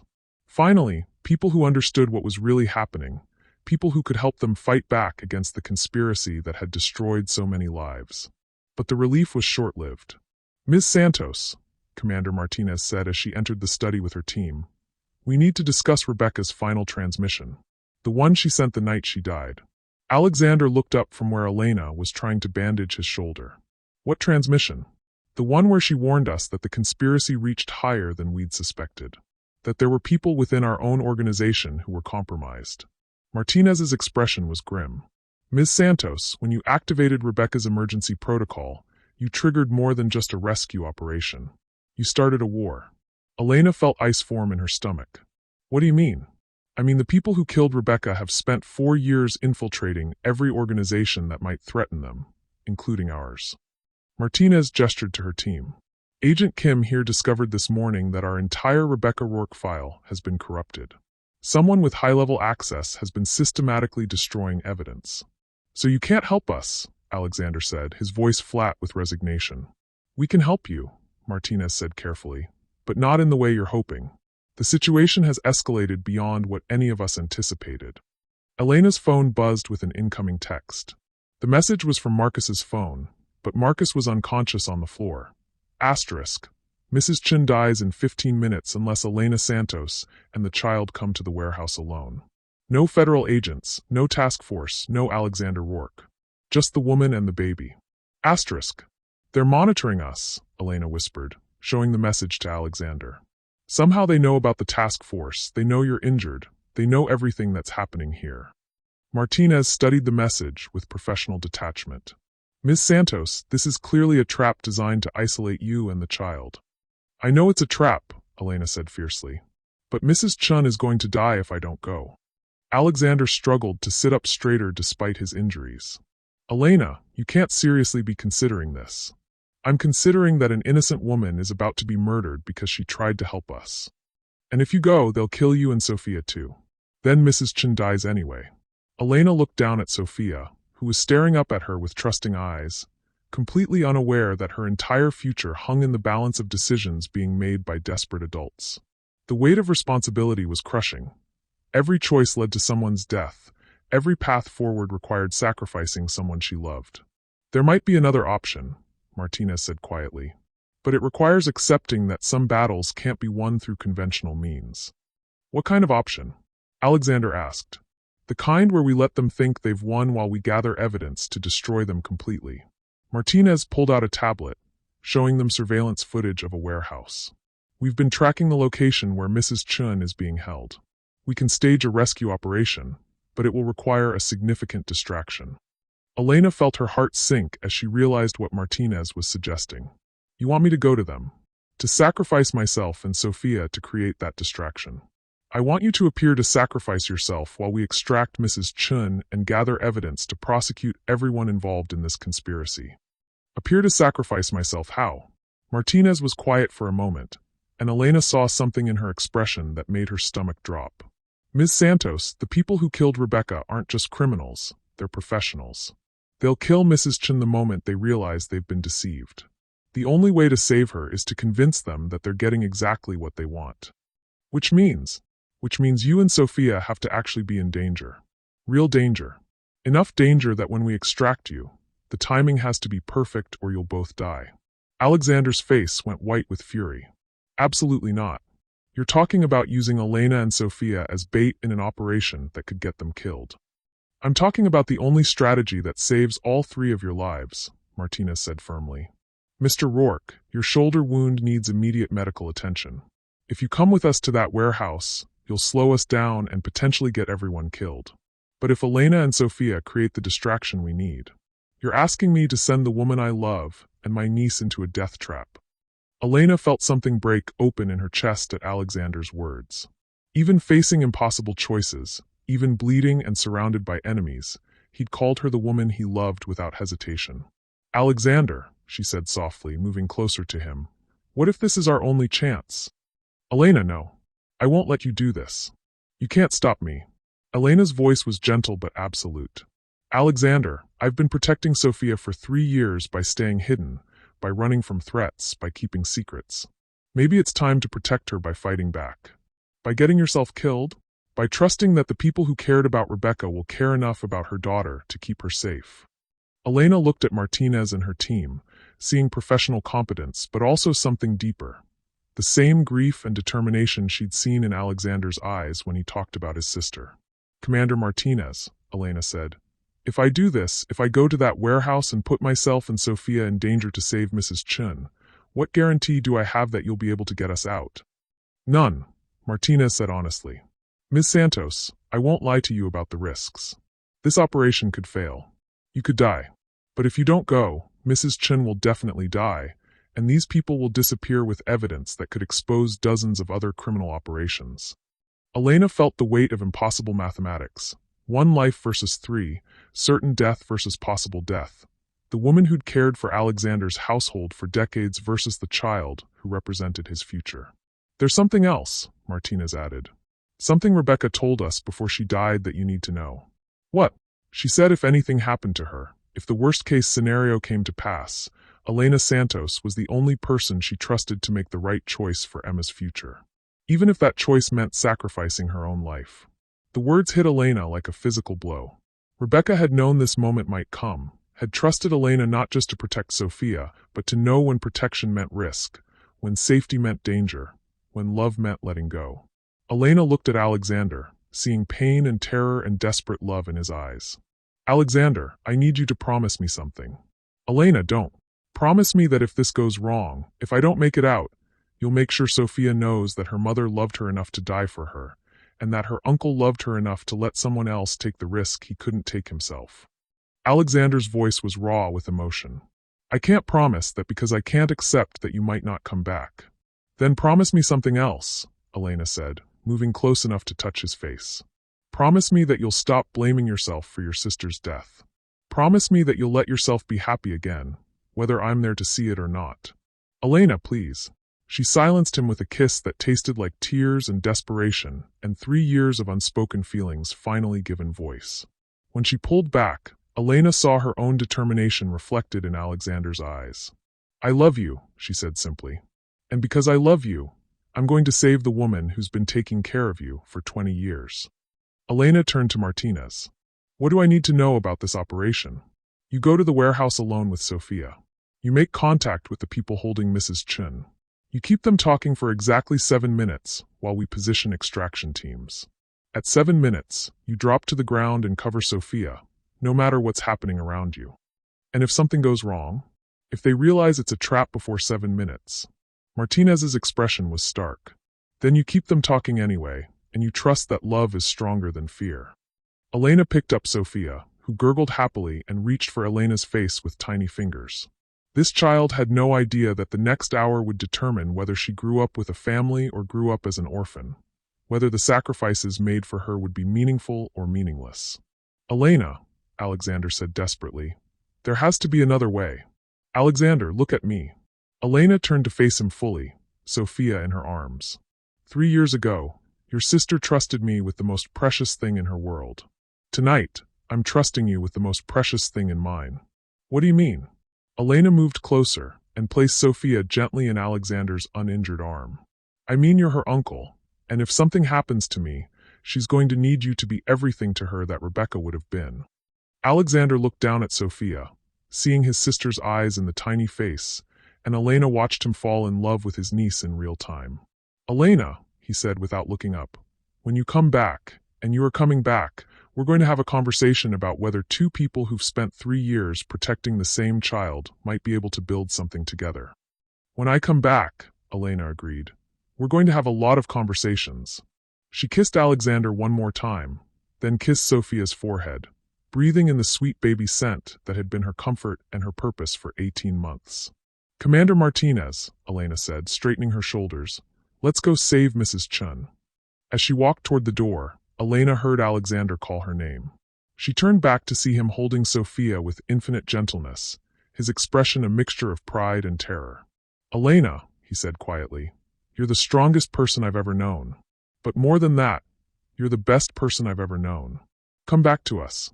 "I will," Elena promised, hoping it was true. But as she walked out into the night, toward a warehouse where enemies waited and death lurked in every shadow, Elena realized that sometimes the most loving thing you could do was make a promise you weren't sure you could keep. Because some fights were worth the risk. Some people were worth saving. And some kinds of love were worth dying for. The question now was whether she'd be strong enough to live for them instead. The warehouse sat like a tomb against the night sky, its broken windows and rusted exterior hiding the life or death drama unfolding within. Elena approached the designated entrance alone, her heart hammering as she clutched the burner phone Martinez had given her. 7 minutes. She had 7 minutes to keep everyone alive. The door opened before she could knock. "Elena Santos," said a voice she recognized but had hoped never to hear again. "You're exactly on time." Thomas Morrison stepped into the light, Marcus's partner, the man who'd been Alexander's financial advisor for 6 years, the man Elena had served coffee to hundreds of times without suspecting he was orchestrating her employer's destruction. "Where's Mrs. Chun?" Elena demanded. "Safe. For now." Morrison gestured for her to enter the warehouse. "Where's the baby?" Elena's blood ran cold. "What baby?" "Don't play games with me, Elena. 3 years ago, you disappeared from Hong Kong with Rebecca Rourke's daughter. Tonight, you're going to return what you stole." The words hit Elena like ice water, but not for the reason Morrison expected. He'd just revealed something impossible. Elena had never been to Hong Kong, had never worked for Rebecca there, had never stolen anything from anyone. Which meant Morrison didn't actually know the truth about how Elena had gotten Sophia. "I don't know what you're talking about," Elena said carefully, her mind racing through implications. If Morrison believed Elena had stolen Sophia from Hong Kong, then he didn't know about Rebecca's final night, didn't know about the real evidence, didn't know that Elena had been told something completely different. "Really?" Morrison's smile was cold. "Then perhaps this will refresh your memory." He led her deeper into the warehouse, where Elena saw Mrs. Chun tied to a chair exactly as the photo had shown. But something was wrong with the scene. Mrs. Chun looked too calm, too composed for someone who'd been kidnapped and was facing death. "Elena," Mrs. Chun said quietly, "I'm so sorry you got pulled into this." "Mrs. Chun, are you hurt?" "No, child. I'm not hurt." Mrs. Chen's eyes flicked meaningfully to something behind Elena. "But I'm afraid you've walked into something much more complicated than you realize." Elena felt the presence behind her before she heard the footsteps. She turned slowly, expecting to see more of Morrison's people, more enemies with weapons and cruel intentions. Instead, she found herself face to face with Rebecca Rourke. Elena's phone clattered to the warehouse floor as she stared at a woman who was supposed to be dead, who'd been mourned for 4 years, who looked exactly like the sister Alexander grieved for except for new lines around her eyes and silver threading through her dark hair. "Hello, Elena," Rebecca said gently. "Thank you for taking such good care of my daughter." The words hit Elena like a physical force. She staggered backward, her mind unable to process what she was seeing. "You're dead," Elena whispered. "You died in a car accident. Alexander buried you." "Alexander buried someone," Rebecca confirmed. "But not me." Elena felt the foundation of everything she'd believed for 3 years crumble beneath her feet. "The night you came to me, when you gave me Sophia." "When I gave you Emma," Rebecca corrected. "Her name is Emma, Elena. Sophia was the name you chose to protect her identity, and it was perfect. You let me think you were dead for 4 years. I let everyone think I was dead for 4 years because it was the only way to keep Emma safe while I built the case that would destroy the people trying to kill my family." Elena looked around the warehouse, seeing Morrison and Mrs. Chun and Rebecca, and realized with growing horror that nothing was what it seemed. "Mrs. Chen," she said slowly, "you're not a victim here, are you?" Mrs. Chen smiled sadly. "I'm Rebecca's handler, child. I've been coordinating with the task force for 8 years, watching over Alexander while Rebecca worked undercover in Hong Kong. And Morrison is about to be arrested along with 47 other people involved in this money laundering operation," Rebecca said. "Elena, when you activated my emergency protocol tonight, you didn't just call for rescue. You triggered the final phase of an international operation that's been 4 years in the making." Elena felt like she was drowning in revelations. "Alexander doesn't know you're alive. Alexander couldn't know I was alive. His grief had to be real, his reactions had to be genuine, or the people we were investigating would have suspected the truth. So you let your brother mourn you for 4 years." Rebecca's composure cracked slightly. "I let my brother mourn me because the alternative was letting the people who killed our parents succeed in destroying our entire family." The admission hit Elena like lightning. "Your parents didn't die in an accident either. Our parents were murdered because they discovered the same money laundering operation I've been investigating. The car accident that supposedly killed me was meant to look exactly like the one that killed them. Same method, same cover story." Elena looked at Morrison, who was standing perfectly still with his hands raised, and realized that federal agents had moved into position around the warehouse without her noticing. "Elena," Rebecca continued, "when I gave you Emma that night, I told you I was afraid someone was trying to hurt us. What I didn't tell you was that I was 3 days away from exposing a criminal network that spans 12 countries and involves billions of dollars in stolen assets. But you gave her to me instead of keeping her with you. I gave her to you because I knew that if something went wrong, if I had to disappear completely, you were the only person I trusted to get her to Alexander when it was safe." Elena felt tears streaming down her face as she processed the magnitude of what Rebecca was telling her. "You planned all of this. My working for Alexander, my staying close to protect him, my raising Emma, all of it was part of your plan." "Not planned," Rebecca said gently. "Hoped for. Elena, when I chose you to protect Emma, I researched your background extensively. I knew you were someone who would sacrifice anything for a child's safety. What I hoped, what I prayed for, was that you'd also care enough about Alexander to protect him too. And if I hadn't, if I'd just taken Emma and disappeared, then I would have found another way to keep my brother safe. But Elena, you did something I never expected." "What?" Rebecca's smile was warm despite the tears in her eyes. "You made Alexander remember how to love again. Mrs. Chen tells me he's been different since you started working for him. More human, more hopeful, more like the brother I remember from before our parents died." Elena felt overwhelmed by the weight of everything Rebecca was revealing. "Rebecca, Alexander thinks he failed you. He thinks he should have protected you better, should have seen the threats coming. Alexander spent 4 years blaming himself for my death, because I needed him to. His guilt made his grief believable, made our enemies confident they'd broken him completely." Rebecca moved closer to Elena. "But tonight, Elena, Alexander proved something I've been waiting 4 years to see." "What?" "That he's willing to fight back. That he's willing to trust love over fear. That he's ready to be the man our parents raised him to be instead of the victim our enemies tried to make him." From across the warehouse, Elena heard the distinctive sound of vehicles arriving. But these were different from the federal agents who'd been coordinating the operation. These sounded heavier, more military. "Elena," Mrs. Chen said urgently, "you need to understand something about tonight. About why Rebecca chose now to reveal herself." "What do you mean?" "Morrison and Marcus weren't just stealing money or using Alexander's company for laundering operations," Rebecca explained. "They were building towards something much bigger. Something that would have destroyed thousands of lives." "What kind of something?"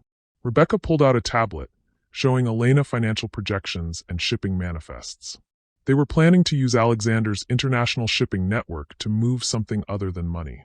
Something that would have funded terrorist operations across 3 continents. Elena felt sick as she realized the scope of what they'd prevented. Alexander's company would have been destroyed when the truth came out, and Alexander would have spent the rest of his life in prison for crimes he never knew he was facilitating. Rebecca's voice was hard with fury. "Elena, they weren't just trying to use my brother. They were planning to frame him for enabling international terrorism." The sound of approaching vehicles was getting louder, and Elena could see lights moving around the warehouse perimeter. "Rebecca," Elena said urgently, "Alexander is injured. He was shot when Marcus tried to escape. He needs medical attention. Alexander is being treated as we speak, Mrs. Chen said calmly. I called our medical team the moment I received word about the situation at the estate. You knew? This whole time, you knew Alexander was in danger and you didn't. I coordinated his protection while maintaining my cover, Mrs. Chen interrupted firmly. Elena, do you think I would have let anything happen to that boy? I've been taking care of Alexander Rourke since he was 16 years old. He's like a son to me. Elena felt the last pieces of the puzzle clicking into place. Mrs. Chen, when you told me about Rebecca and Emma, when you said Sophia looked like Rebecca, you weren't just making an observation. I was confirming what I already knew.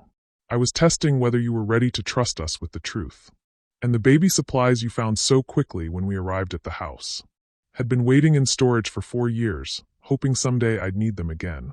Elena looked around the warehouse at the complex operation unfolding around her, at federal agents coordinating with international task forces, at Morrison being led away in handcuffs, at Rebecca and Mrs. Chun working together with the efficiency of people who'd been planning this moment for years.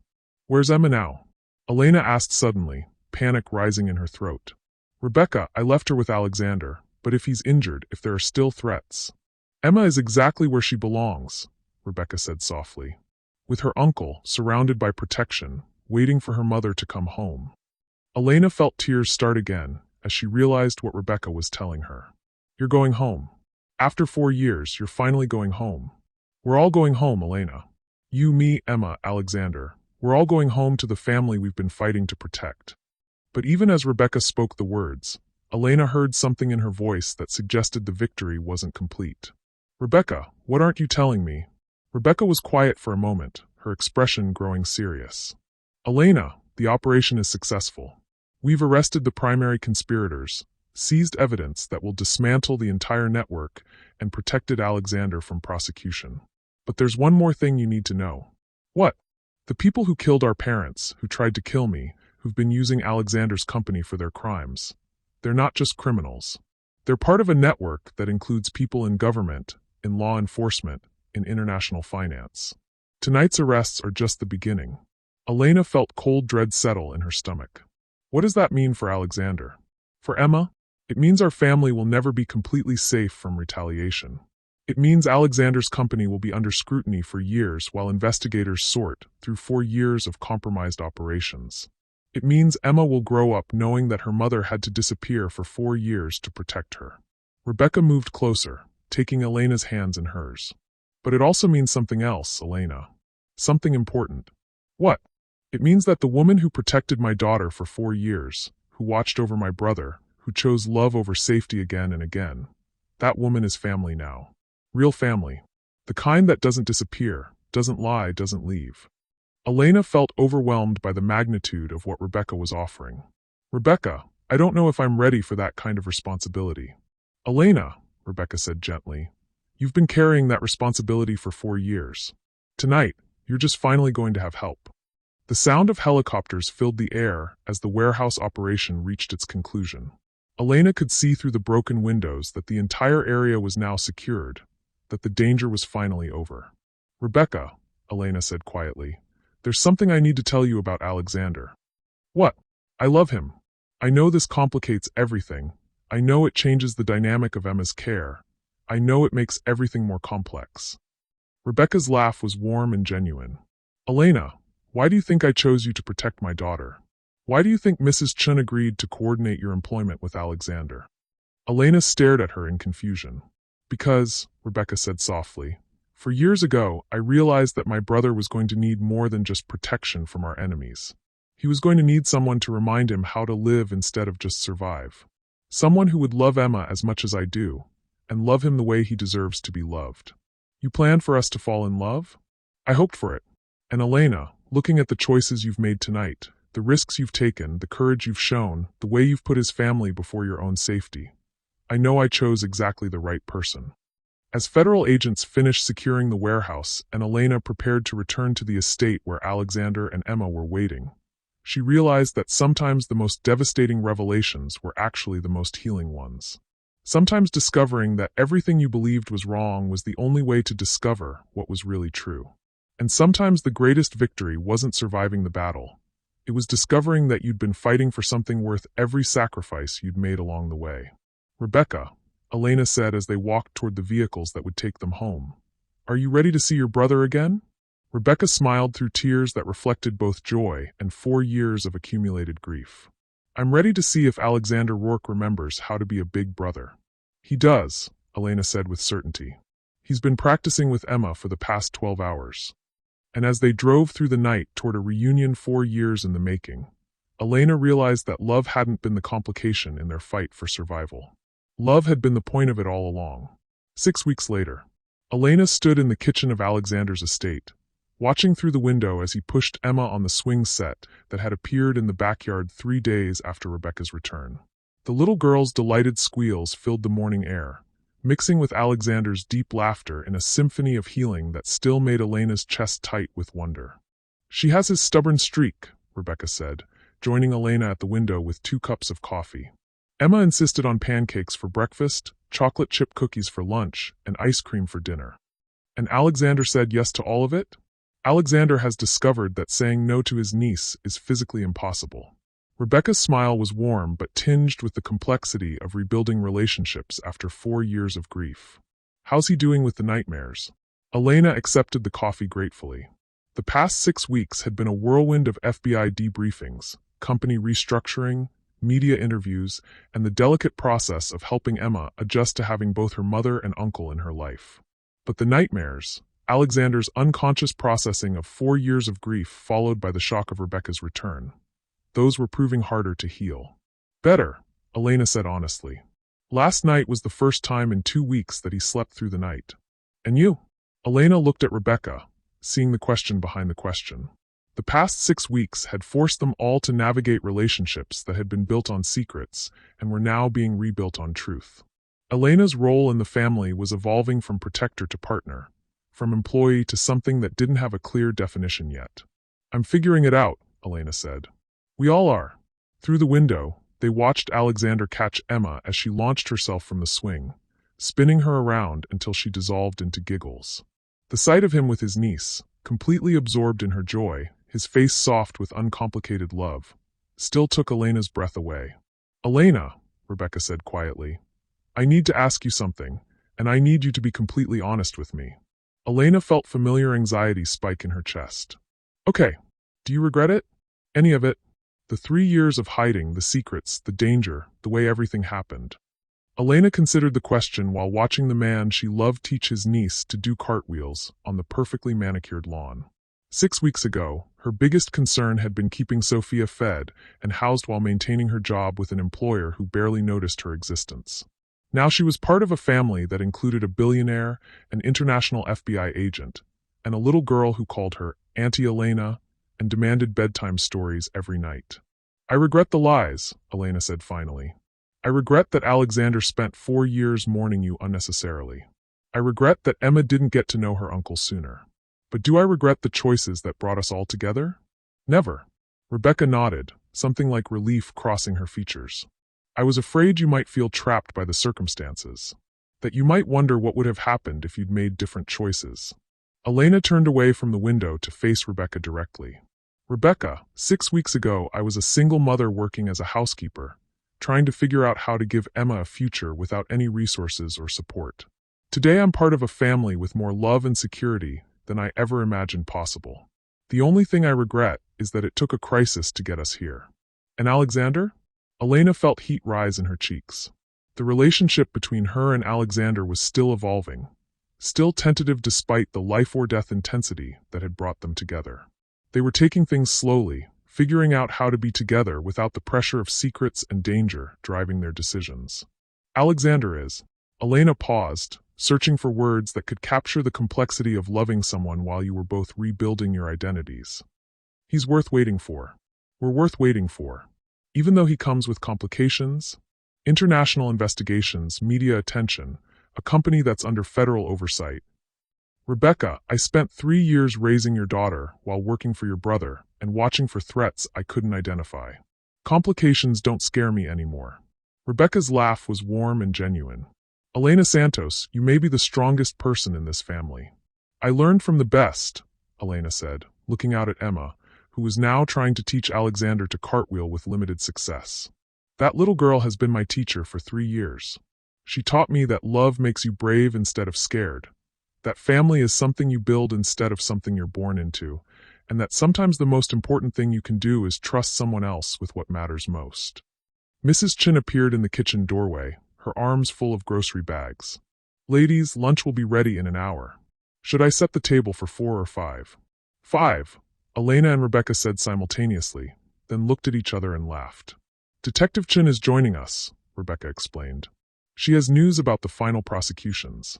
Elena felt a familiar flutter of anxiety.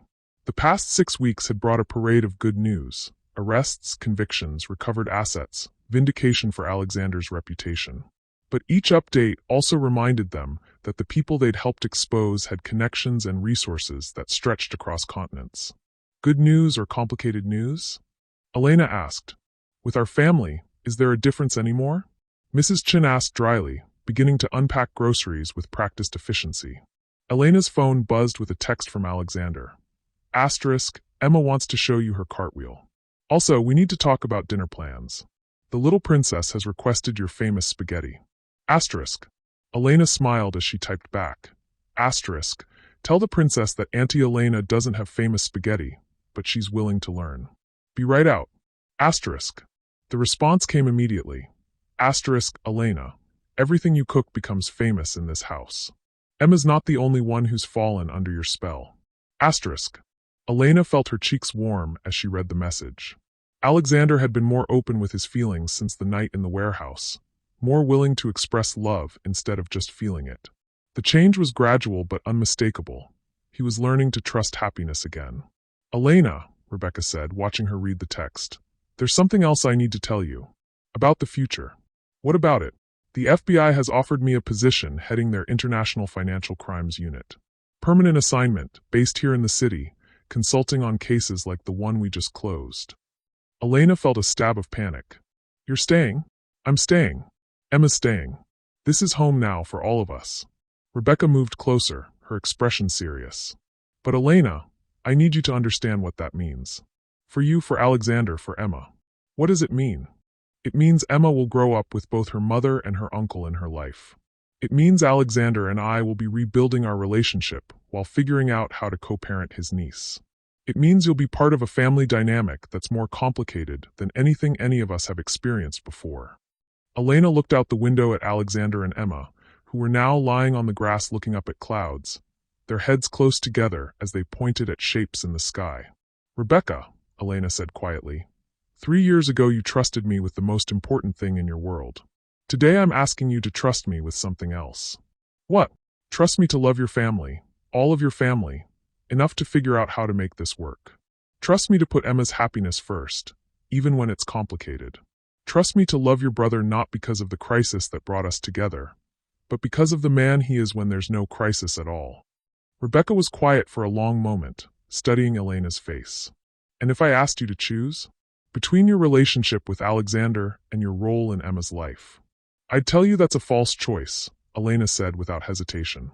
Emma needs her uncle to be happy. Alexander needs to see Emma loved by people who chose to love her. And I need both of them to be whole.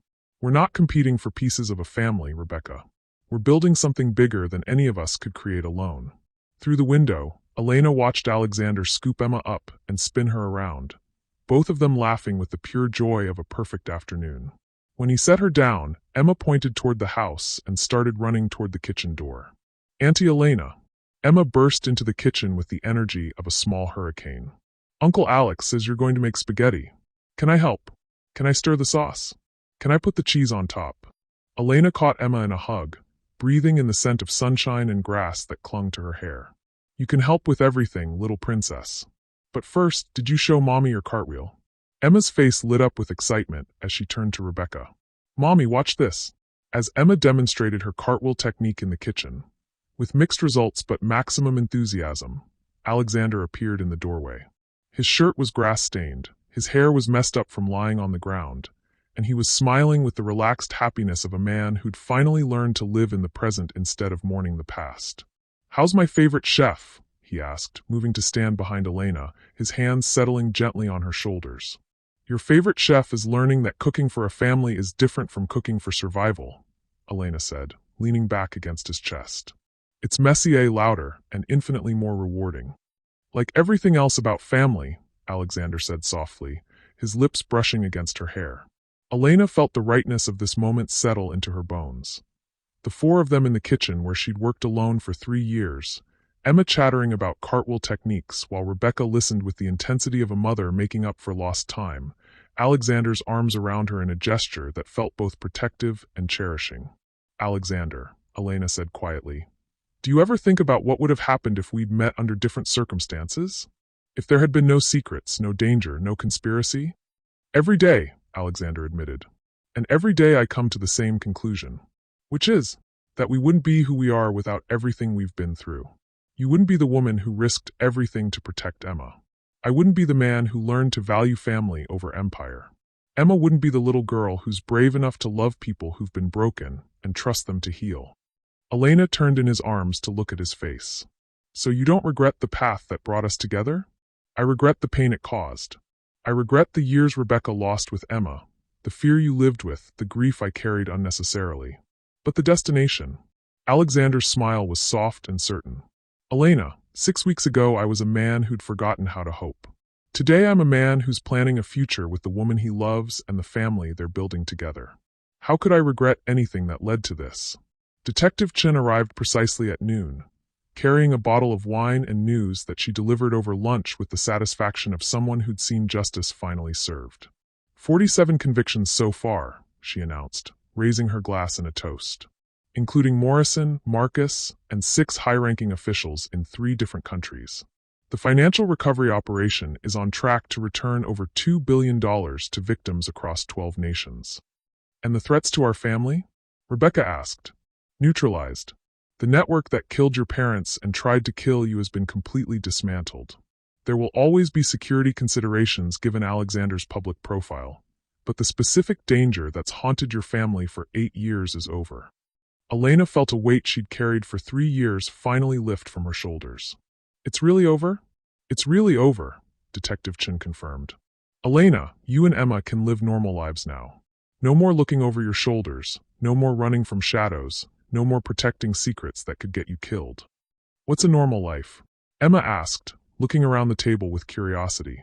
The question made all the adults laugh, but Elena realized it was actually profound. None of them knew what normal looked like when it wasn't built on fear and secrecy. A normal life, Alexander said thoughtfully, is one where the most important decisions you make are about what to have for dinner and whether Uncle Alex's cartwheel technique is improving. And whether Auntie Elena will read you 3 bedtime stories instead of just 2, Elena added, making Emma giggle. And whether Mommy will let you stay up late to watch movies on Friday nights, Rebecca contributed. And whether Mrs. Chun will teach you to make her famous chocolate chip cookies, Mrs. Chun said with mock seriousness. Emma clapped her hands with delight. I want all of those things. Can we start normal life today? Elena looked around the table at the faces of her chosen family. Rebecca with her newfound peace, Alexander with his hard-won happiness, Mrs. Chun with her decades of devoted service finally recognized, Detective Chun with her satisfaction at seeing justice served, and Emma with her innocent excitement about a future filled with bedtime stories and cookie recipes. Yes, Elena said simply. We can start normal life today. As lunch wound down and Detective Chun prepared to leave, Alexander caught Elena's hand as she began clearing dishes. Elena, he said quietly, there's something I need to ask you. What? 6 weeks ago, in the middle of the worst crisis of our lives, you told me you loved me. Now that the crisis is over, now that we have time to think clearly and make decisions that aren't driven by fear or desperation, I need to know something. Elena felt her heart begin to race. What do you need to know? I need to know if you choose to love me in the quiet moments too. Not just when we're fighting for survival, but when we're deciding what kind of life to build together. Elena looked at this man who'd learned to trust love over fear, who'd opened his heart to a niece he'd thought was dead, who'd chosen family over empire when it mattered most. Alexander Rourke, she said softly. I fell in love with you while you were reading bedtime stories to Emma and teaching her to cartwheel. I fell in love with you in the quiet moments between crises. The danger just gave me courage to say it out loud. Alexander's smile was soft and wondering. Elena Santos, would you like to build a normal life with me? The kind where the biggest adventure is teaching Emma to ride a bicycle, and the most dangerous thing we do is let her help with cooking. Yes, Elena said without hesitation. But Alexander? Yeah, let's keep a little bit of adventure in our normal life. I have a feeling Emma's going to be the kind of little girl who needs parents brave enough to keep up with her dreams. Alexander laughed, pulling Elena closer as Emma ran between them, demanding to know when they were going to start teaching her to make cookies. And as the afternoon sun streamed through the kitchen windows of the house where Elena had once worked alone, she realized that sometimes the most extraordinary thing you could do was build an ordinary life with extraordinary people. Sometimes the greatest adventure was coming home. And sometimes the most powerful love was the kind that chose stability over drama, chose growth over grand gestures, chose building something lasting over surviving something devastating. 6 months later, Elena would marry Alexander in a ceremony where Emma was the flower girl and Rebecca was the matron of honor. Mrs. Chen would cry through the entire service, and Detective Chen would provide security that nobody needed but everyone appreciated. But today, in the kitchen where their story had begun with secrets and silence, Elena Santos looked at her chosen family and knew that the best stories weren't about how love conquered all. They were about how love made everything, even the ordinary moments, worth conquering for. What did this story teach you about the courage it takes to build real love from the foundation of secrets, and the possibility that our greatest protections might sometimes become our greatest prisons? Drop your thoughts in the comments and subscribe for more stories that will change how you see the world.